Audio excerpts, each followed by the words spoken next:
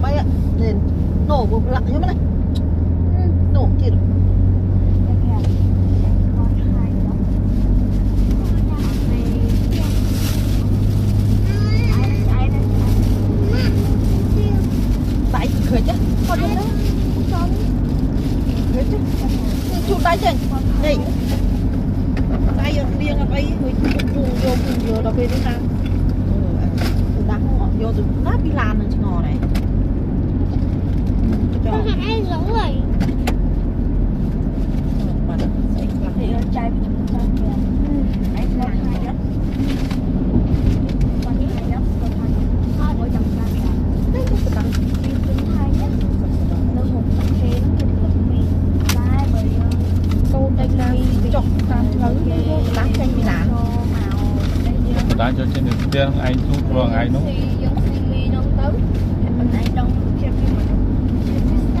xây cái cắt xây dùng nhọc trong đường nè bắt con phòng hồ không tới có độc quyền